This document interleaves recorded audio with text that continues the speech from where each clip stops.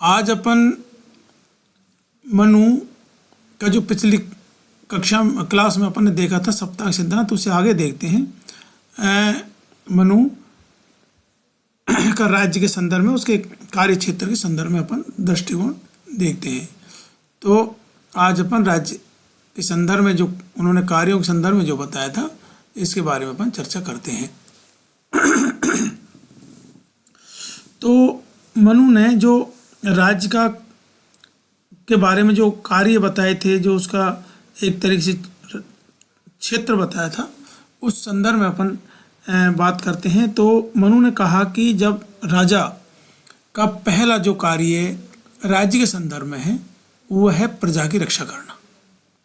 राज्य के बारे में राजा का सर्वोत्तम और सर्वश्रेष्ठ और सबसे प्रमुख जो दायित्व है उसको संभालना है, निर्वहन करना है, वह है समस्त प्रजा की रक्षा करना। अर्थात प्रजा का वो रक्षक होता है राजा। ये पहला कार्य उसका बताया गया है। और दूसरा कार्य के संदर्भ में बताया है कि राजा अपनी प्रजा के बारे में हर पल हर घड़ी उसके कल्याण के बारे में कार्य करे, यानी कि लोक कल्याण के बारे में वो सोचे, लोक कल्याण के कार्य करे और अधिकतम लोक कल्याण से जनता का हित या भला होना चाहिए। तीसरा उन्होंने कार्य के क्षेत्र के संदर्भ में बताया अर्थव्यवस्था पर नियंत्रण, यानी किसी भी देश की जो अर्थव्यवस्था होती है वो महत्वपूर्ण अर्थव्यवस्था होती है उस देश को आगे बढ़ाने में, उसकी प्रगति के संदर्भ में। इसलिए किसी भी देश की जो अर्थव्यवस्था का मैनेजमेंट यदि अच्छा है, श्रेष्ठ है, तो निश्चित रूप से वो देश विकास करेगा आर्थिक दृष्टि से। इसलिए उस पर एक बहुत ही अर्थव्यवस्था से संबंधित जो मंत्री और उसके जो भी और अधिकारी हैं, उनको वह दायित्व अर्थव्यवस्था के संदर्भ में उसको सौंपना चाहिए।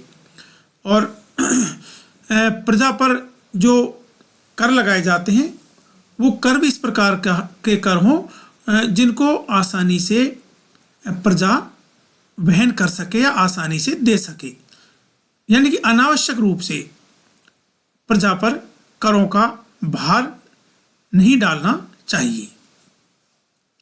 और अपने राज्य में जो मिलावटखोर हैं उन मिलावटखोरों पर नियंत्रण रखना चाहिए। अर्थात किसी भी खाद्य वस्तुओं में कोई किसी प्रकार की मिलावट नहीं करे। जैसा कि आज अपन देख रहे हैं, आज वर्तमान युग में हम देखते हैं कि 60% चीज़ों में किसी न किसी रूप से मिलावट की जाती है मिलावटखोरों के माध्यम से। और सरकार भी इतना नियंत्रण नहीं कर पा रही ऐसे मिलावटखोरों के संदर्भ में, और सफल भी नहीं हो पाते हमारे ऑफिसर्स, क्योंकि वो भी कहीं न कहीं किसी न किसी रूप से भ्रष्ट हो जाते हैं। तो आज अपन देखते हैं कि हर कदम पर हर चीज़ में मिलावट युक्त चीज़ें हमको मिलती हैं। तो वहाँ पर भी बताया गया था कि राजा ऐसी खाद्य वस्तुओं पर किसी प्रकार की कोई मिलावट नहीं करे, उस पर भी वो नियंत्रण और अपना ध्यान रखे। और अधिकतम मूल्य कोई व्यक्ति जनता से, गरीब से, किसी से भी नहीं ले। उसका मिनिमम जो भी उसको लेना है वही ले, ज़्यादा नहीं ले, 1 का 2 वो नहीं बनाए। इस प्रकार की व्यवस्था भी राजा को अपने राज्य में करनी चाहिए। और तोल माप के संदर्भ में भी कहा कि कोई व्यक्ति जैसे मान लीजिए जितना 1 किलो लेता है तो उसको 1 किलो ही मिलना चाहिए। ऐसा नहीं कि 900 ग्राम देता हो कोई, यानी कम तोलना आदि जो भी प्रणालियाँ उस समय थी प्रजा के अंदर, उनमें सुधार होना चाहिए। और कहीं भी किसी प्रकार से कोई कम तोलने वाली स्थिति किसी भी व्यक्ति के साथ में न हो, उस पर भी समुचित ध्यान रखना चाहिए। ये राजा का दायित्व बनता है प्रजा की रक्षा के लिए। तो ये अर्थव्यवस्था पर नियंत्रण का बड़ा विस्तृत दृष्टिकोण से उन्होंने विचार दिया मनु ने। आगे अपन देखते हैं मनु ने जो राज्य कार्य के संदर्भ में बताया था सामाजिक व्यवस्था का निर्वाह या सामाजिक व्यवस्था का निर्वहन, यानी कि जो हमारी सामाजिक व्यवस्था है, जैसा कि अपन ने पहले बताया था, इसकी आश्रम व्यवस्था के संदर्भ में बताया था। उसी हिसाब से उन्होंने जो ये व्यवस्थाएं जो बताई थी सामाजिक व्यवस्था के संदर्भ में, उसी प्रकार से उनका नियम के अनुसार पालन होना चाहिए, उसका निर्वहन होना चाहिए और उसी पर लोगों को एक तरीके से उसका एक तरह से निर्वहन करना चाहिए। आगे मनु ने कहा न्याय के संदर्भ में, न्याय की व्यवस्था के संदर्भ में ये महत्वपूर्ण बात है कि प्राचीन काल से लेकर के आज तक कोई भी देश, कोई भी शासन व्यवस्था बिना न्याय के नहीं रही, और जिस देश में समुचित या स्वतंत्र और सही न्याय की व्यवस्था नहीं है, निश्चित रूप से वो देश की प्रजा दुखी होती है, वहाँ अन्याय की स्थापना होती है और वो देश आगे नहीं बढ़ता। इसलिए हर युग में प्रत्येक देशों में एक स्वतंत्र और निष्पक्ष न्याय की व्यवस्था की आवश्यकता महसूस की गई है। इसलिए मनु ने भी कहा कि राजा को अपनी प्रजा के लिए एक स्वतंत्र और निष्पक्ष न्याय की व्यवस्था करनी चाहिए, अपनी प्रजा को एक सही न्याय मिलना चाहिए, ऐसी व्यवस्था राजा को करनी चाहिए। आगे कार्यों के संदर्भ में कहा कि प्रशासनिक प्रणाली का निर्वहन या निर्वाह, यानी कि एक अच्छी प्रशासनिक प्रणाली हो, ईमानदार हो, कुशल हो और जनता के हित में कार्य करने वाली हो, तो निश्चित रूप से वो शासन व्यवस्था अच्छी चलेगी। सातवां जो राज्य कार्य के संदर्भ में कहा था मनु ने, परराष्ट्र संबंधों का बारे में। परराष्ट्र का मतलब है कि एक देश के साथ में संबंध, एक राज्य का एक दूसरे राज्य के साथ में किस प्रकार से संबंध होने चाहिए, इसके बारे में भी मनु ने कहा। इसके बारे में अपन विस्तृत दृष्टिकोण से हम अगली क्लास में देखेंगे। अब इतना ही कि भाई परराष्ट्र संबंध के बारे में जो मनु ने जो विचार दिए थे, वो ये कहा कि अपना जो पड़ोसी होगा वो निश्चित रूप से उससे अपने मधुर संबंध नहीं होंगे, लेकिन उसके अगले वाले से अपने मधुर संबंध होंगे। तो अपना मित्र पड़ोसी तो नहीं हो सकता, लेकिन उसका अगले वाला हो सकता है, और उससे जब हम मित्रता करेंगे तो अपना पड़ोसी पर भी उसका नियंत्रण होगा और पड़ोसी भी अपने उद्देश्य कार्रवाई नहीं करेगा। तो परराष्ट्रों के संदर्भ में भी अच्छा दृष्टिकोण में उन्होंने बताया है। आगे अपन देखते हैं शासक के व्यक्तिगत गुणों के संदर्भ में। तो मनु ने कहा कि शासक के व्यक्तिगत गुण ऐसे कौन कौन से हैं जो उसमें होने चाहिए। तो मनु ने कहा कि शासक में निम्न गुण होने चाहिए, जैसे कि उसमें नैतिक गुण होने चाहिए, नैतिक दृष्टि से भी वो अच्छा हो, गुणवान हो, उसमें नैतिक दृष्टि से दूसरे व्यक्ति को देखने की एक तरीके से उसमें योग्यता होनी चाहिए। तो उसमें नैतिकतापूर्ण भी उसके गुण, उसका व्यवहार होना चाहिए। विशिष्ट योग्यताएं भी होनी चाहिए, अपना अच्छा भला बुरा जनता के हित में सोचना, रात में भी गश्त वगैरह करना, अपनी विशिष्ट योग्यताओं के आधार पर उसमें ये ऐसी योग्यताएं होनी चाहिए। कर्तव्यों के प्रति भी वो निष्ठावान हो, जो जनता के सामने उसके जो कर्तव्य बनते उसके प्रति वो पूरी तरह से निष्ठा रखे। शासक को कुछ ऐसे दुर्गुण हैं उनसे बचना चाहिए और उनसे दूर रहना चाहिए ऐसे दुर्गुणों से, जैसे मृग्या, जुआ खेलना और दिन में शयन,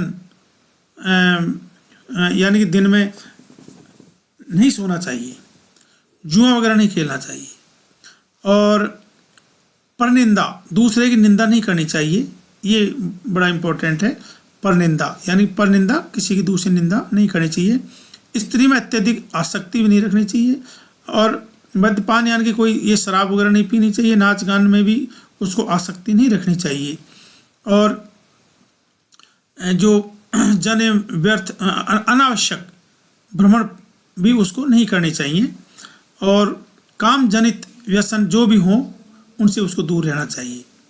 चुगलीखोरी है, दुस्साहस और कोई भी द्रोह है, ईर्ष्या है, और एक तरीके से प्रधन या अपहरण या कटु वचन, कठोरता आदि जैसे क्रोध है और जघन्य एक तरीके से ऐसे व्यसन हैं, इनको सबको त्याग देना चाहिए। और राजा को एक पराक्रमी, एक योद्धा, एक